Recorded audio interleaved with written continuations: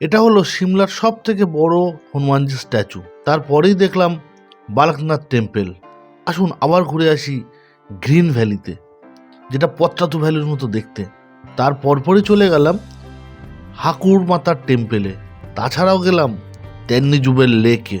এটা হচ্ছে একটা ম্যানমেড লেক। দেখলাম রামপুরের রাজার বাড়ি বাদাম প্যালেস। আমাদের ডে টু শুরু হলো প্রথম বাইক বুক করা থেকে শুরু করে। সুরজিৎ ভাই আছে, নাম্বারটা স্ক্রিনে আছে, আপনি ওনার সঙ্গে যোগাযোগ করে নেবেন। তো সিমলা মলের পাশাপাশি আমাদের 1100 টাকা পার ডে নিয়েছেন। বাইক নিয়েই আমরা একটু টিফিন সেরে বেরিয়ে পড়লাম কুফরির দিকে। আজ আমরা কুফরি যাব না, আমরা ফেরার সময় কুফরি ঘুরবো। কুফরিতে বিভিন্ন রকম অ্যাডভেঞ্চারাস স্পোর্টস হয় এবং বিভিন্ন অ্যাডভেঞ্চারাস অ্যাক্টিভিটিস হয়। আপনারা চাইলে প্রথম দিনই ঘুরে আসতে পারেন। আমরা প্রথমেই চললাম জাকু টেম্পলের দিকে। আজকে 12তে একটু লেট হয়ে গেছে। একটা জিনিস ভালো লাগলো, স্কেলেটারে উঠতে হবে অনেকটা। বাবা বালকনাথ মন্দির আর এটা হচ্ছে হনুমানজি টেম্পল জাকু টেম্পলে, যেটা সারা পুরো সিমলা থেকে দেখা যায়। জাকু টেম্পল, সেই বড় স্ট্যাচুটা আপনারা দেখতেই পাচ্ছেন পিছনে। সেই সব দিয়ে এসে গেলাম সেই বজরংবলির হিউজ স্ট্যাচুর পাশে। সত্যি কথা বলতে না দেখলেই নয়, পুরো সিমলাটা এখান থেকে দেখা যাচ্ছে। এই হচ্ছে জাকু টেম্পল, দেখতেই পাচ্ছেন প্রচুর লোকজন। এখানে অনেক খাবার জিনিসও বিক্রি হচ্ছে। তো আমরা জুতো খুলবো না, কারণ বাধা আছে। আমরা তাড়াতাড়ি চলে যাবো, যেতে হবে অনেক দূর। তো রাতুল যাওয়া যাক। মন্দির কিন্তু খোলার সময় সকাল 4টে আর বন্ধ হওয়ার সময় রাত 7টা। আর খাওয়ার সময় এখানে খাবার দেওয়া হয় 1টা থেকে 1:30 অবধি। জাকু টেম্পলের উপর থেকে পুরো সিমলা শহরটা দেখা যায়। এই ভিউ অবশ্যই মিস করবেন না। জাকু টেম্পল থেকে বার হয়ে আমরা আস্তে আস্তে চলে যাব গ্রিন ভ্যালির দিকে।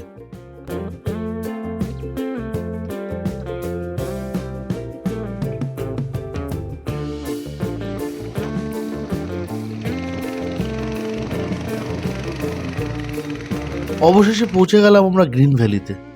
সত্যি কথা বলতে বাদিকের এত সুন্দর সবুজ ভ্যালি দেখে মন ভরে যায়।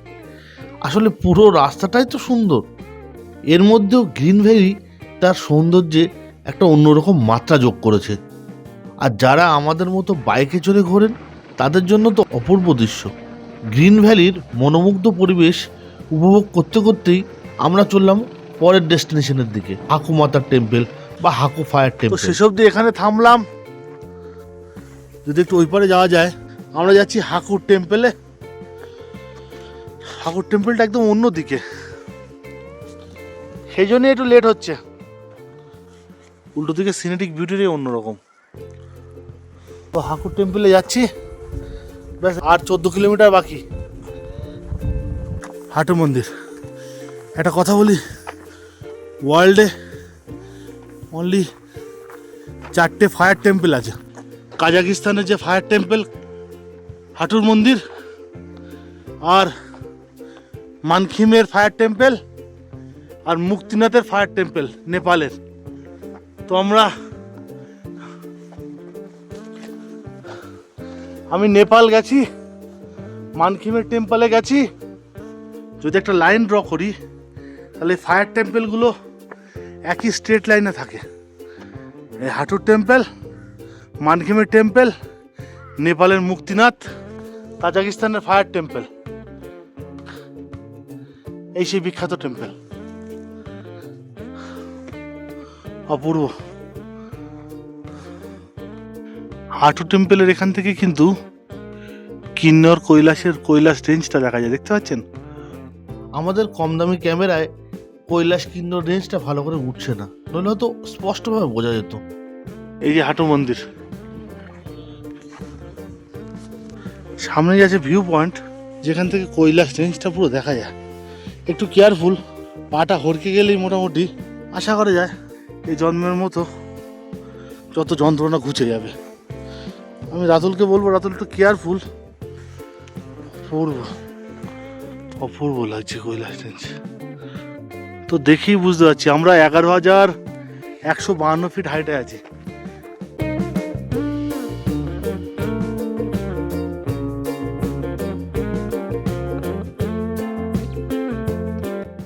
রাতুল, তুমি কি বুঝতে পারছো যে একটু ব্রিদিং এর হালকা প্রবলেম হচ্ছে? না, আমি খুব একটা বুঝতে পারছি না এখনো পর্যন্ত। হালকা প্রবলেম হচ্ছে কারণ বাতাসটা সেটা যেটা হচ্ছে আমরা চড়াই উতরাই হচ্ছে তাই বলে একটু। এই যে মন্দির অপূর্ব, পয়সা উসুল। এই গাছটার জন্য কৈলাস রেঞ্জের অল্প একটু দেখা যাচ্ছে ওই গাছের পিছনে। এই যে আমরা এই মনোমুগ্ধ পরিবেশ ছেড়ে এগিয়ে চললাম পরের ডেস্টিনেশনের দিকে। তেমনি জুবেল লেক যাচ্ছিলাম, কিন্তু যেতে যেতে রাস্তার পাশে দেখলাম আপেলের বাগান ভর্তি। ওই দেখুন একটা আপেল গাছ, এটা আপেল গাছ, এদিকে দেখাও আপেল গাছ, সামনে দেখাও এই যে আপেল দেখা সব আপেল। আর মাত্র 1 কিলোমিটার পরে লেক আছে, লেকে গিয়ে একটু দাঁড়াবো, তারপরে একটা পয়েন্ট বাকি বাদাম প্যালেস, তারপর সোজা সারাহান। শেষ অবধি আমরা ঢুকে পড়লাম তেন্নু জুবের লেক ইকো পার্কে। দেখা যাক ভিতরে কি কি দেখতে পারি। এটাই হলো সেই বিখ্যাত তেন্নু জুবের লেক। এটা হলো তেন্নু জুবের লেক, কিন্তু লেকটা দেখে মনে হচ্ছে ম্যানমেড, আমি শিওর নই। লেকটা দেখে মনে হচ্ছে ম্যানমেড। হ্যাঁ, হোমস্টে আছে কিছু, এখানে থাকতেই পারেন। কাপেল ছাড়া এখানে থাকলে ভাল লাগবে বলে মনে হয় না, কাপেল হলে ভাল লাগবে, কোনো নিরিবিলি জায়গা। একজন আসছে, देखिए आप यहाँ पे रहते हो और इस इको पार्क में कोई एनिमल मिलता है क्या? कोई भी एनिमल नहीं मिलता, ठीक है। তো শুনলেন এখানে কোনো ওয়াইল্ড অ্যানিমেল পাওয়া যায় না। তেন্নু জুবের লেক চলে এসেছি, এরপর আমরা যাবো পদম প্যালেস। অলরেডি 4টে বাজে। আর নাগদেবতার টেম্পল, প্রণাম করি নাগদেবতাকে, না প্রণাম। ব্যাস, এরপর সারাহান যাব। একটা নিরিবিলি শহর থেকে বিচ্ছিন্ন পার্ক ঘুরে এসে আমরা রওনা দিলাম সারাহানের দিকে, আরো ভালো করে বলতে গেলে রামপুরের দিকে। রামপুরে যাওয়ার পথে দেখা হয়ে গেল সুতলেজ বা সতলুজ রিভারের সঙ্গে। কি খরস্রোতা নদী এবং জল পুরো সবুজের মতো। লহরি প্রজেক্ট, এটা হলো Lahari project, electric project. Lahari hydro electric project. এটা হচ্ছে জেএসডব্লিউর প্রজেক্ট একটা, এখান থেকে কারেন্ট উৎপাদন হবে। দেখতেই পাচ্ছেন এখনো প্রজেক্টটা কমপ্লিট হয়নি, তবে রিনোভেশন চলছে, কাজ চলছে। একটা কথা বলতেই হবে, রাস্তা কিন্তু খুব সুন্দর। অ্যাট লাস্ট পৌঁছে গেলাম পদম প্যালেসে। পদম প্যালেস রামপুরে। এটা বলে দেই, এটা কিন্তু এখানকার 5 বারের মুখ্যমন্ত্রীর হাউস, তাই তো? তার ছেলের এখন নাম বিক্রমাদিত্য। খুব সুন্দর দেখতে প্যালেসটা। সন্ধ্যা হয়ে গেছে, কতটা ঢুকতে পারবো জানি না।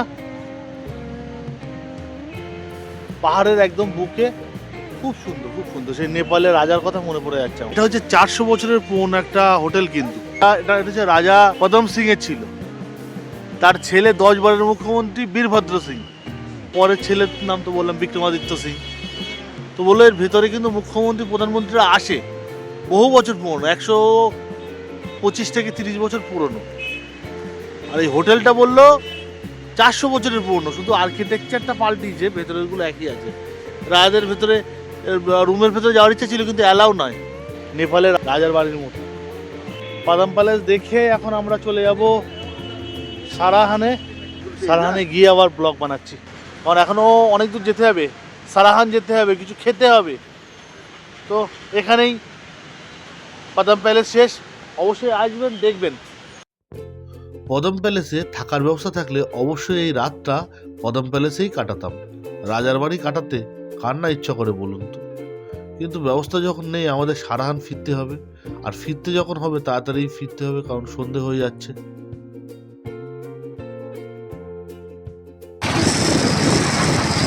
আমরা দুজনে এখন যাচ্ছি, বেস্ট অফ লাক।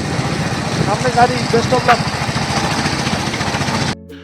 রাতুলের কল্যাণে ভীমা কালী মন্দিরে রুম পেলাম, তো ভালোই রুম, টিভি আছে, এত বড় রুম, ডাবল বেড, সব ভালো। এবং বাথরুমটা দেখাই, বাথরুমটা খুব বড়। ভীমকালী মন্দিরে চলে এসেছি, রুম নিলাম 560 টাকা রুমটা যে দেখালাম। আর এখানটাতেই ক্যান্টিনের ব্যবস্থা আছে। আর বাইকটা একদম সামনেই পার্ক করে দিয়েছি। লোকটা বললো যে ব্যবহার খুব ভালো, বললো যে কোনো সমস্যা নেই, সিসিটিভি আছে। তো দেখা যাক কী ভোগ হয়, আমি নিজেও জানি না, প্রাইস কত জানি না। আপনারা অবশ্যই আসলে এটা চেষ্টা করতে পারেন। মন্দিরের ভিতরে থাকা খাওয়া অবশ্যই ভেজ। সারা যদি কখনো আসেন তাহলে অবশ্যই এখানে আসবেন, অবশ্যই এখানে আসবেন, থাকবেন, একটা ভালো পরিবেশ। অবশ্যই রামপুর আসলে সারায়ণটা একটু কষ্ট করে আসা হচ্ছে, তোমার থেকে অল্প কিছু দূরত্ব।